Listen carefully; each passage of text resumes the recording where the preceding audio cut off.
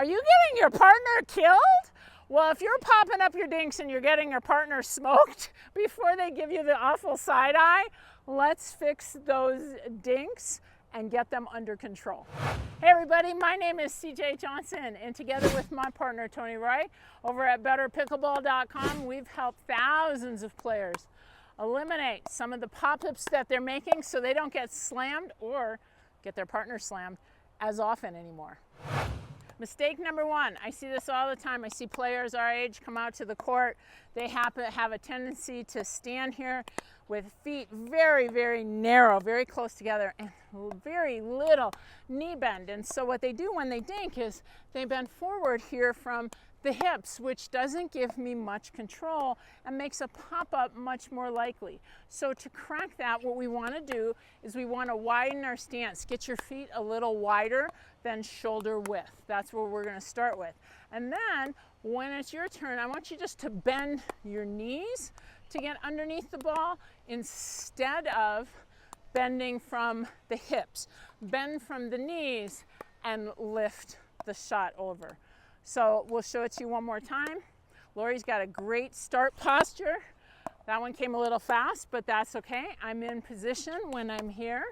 I can move my feet. It's much easier for me to move around and to control the ball with this position as I'm underneath the shot versus this position where I'm bending from the hips. Mistake number two is going to be your grip pressure. So think about it this way. If I'm holding the paddle as lightly as I can, I'm going to consider that a number 1 on my grip pressure meter. If I'm holding the paddle with a death grip, I'm going to consider that a 10. Now, if you need a little bit more information about the grip, I'm going to put a link to a grip video that explains this concept in detail. What I want you to do with your dink is I want you to hold the paddle somewhere around a 2, maybe a 3. That's going to give you the most amount of control over the trajectory of that particular shot. So check your grip pressure, see what it is, loosen it to a 2 or a 3. Woo, we got a little wind swirling around here.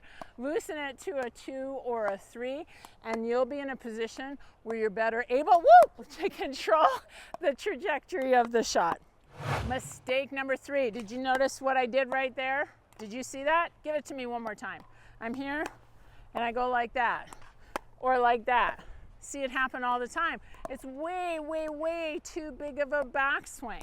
So what I want to do is I want to use as small a swing as possible to get the job done. So ideally, I'm taking my paddle to where I think the ball is going to be, and then I'm going to lift it over the net, just like that.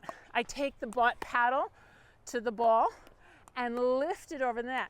That big backswing puts too much energy onto the shot, and chances are, at some point in time with that big backswing, I'm going to pop it up. So, a little wind. So, use the appropriate size swing for the shot.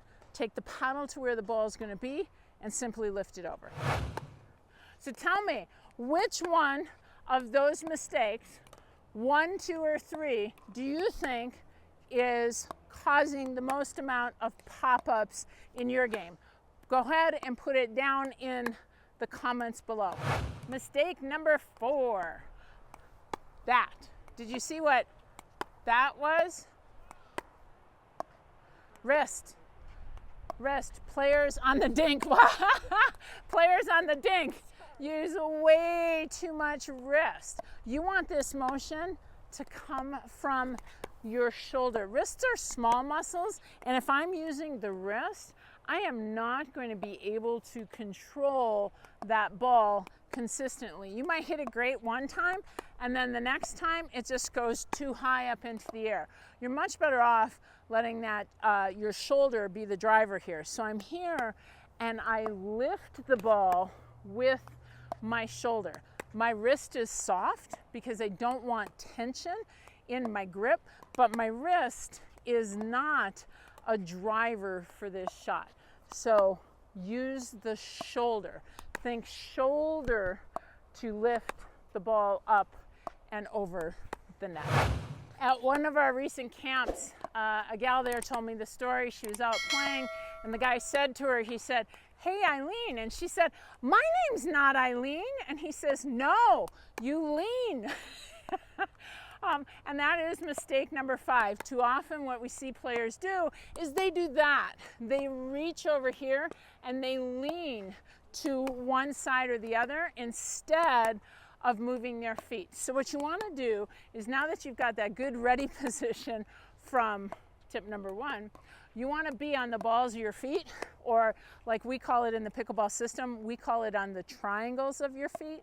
So you want to be on your triangles so that when the ball comes wide, I move, I use my feet to get there instead of tilt my upper body. That puts me in a position where I can now use that paddle swing we were talking about. I get the paddle out in front, I take the paddle to where I think the ball is going to be, and then I just simply lift it up over the net. So don't be Eileen. Move your feet.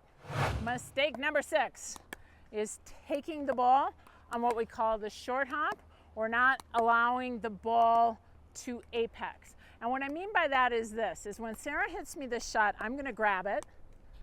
That is the apex of the bounce. That's the point where the ball has hit the court, it's gone to the very top of its bounce, and now it's going to start to fall down. When it's at the apex, that's when the ball has the least amount of energy, and it is the easiest to control. If you're taking the ball on what's termed the short hop, which means from the time it hits the court to before the apex, that's when it's more difficult to control. So whenever possible, you want to allow the ball to bounce to its apex.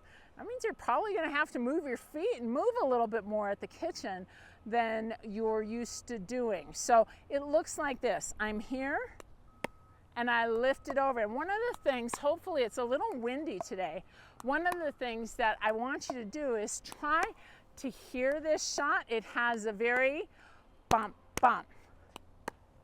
So let me show you what that looks like. I'm here, and I have got the ball in front of me, the paddle in front of me. I let the ball get to the top of the bounce, and then I hit the shot.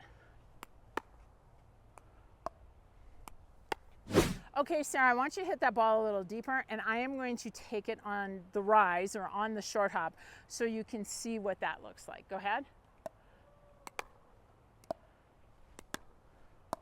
That's much more difficult to control consistently, is to take it there. Eventually, I'm going to get a pop-up on that. So what you want to do is allow the ball to bounce, let it get to the top of its bounce or the apex, and then take the paddle to where you think the ball is going to be and simply lift it back over. Which one of these are causing you the most amount of pop-ups? Put it down in the comments below. Fix any one of these 6 mistakes and you will be popping up your dinks less. In the meantime, if you'd like more trusted instruction, click on this link right up above. And if you're ready to break out of that 3-5 level and finally get to 4-0, click down here for your free guide so you know exactly what you need to do. In the meantime, we're going to train smart, live bold, and age well.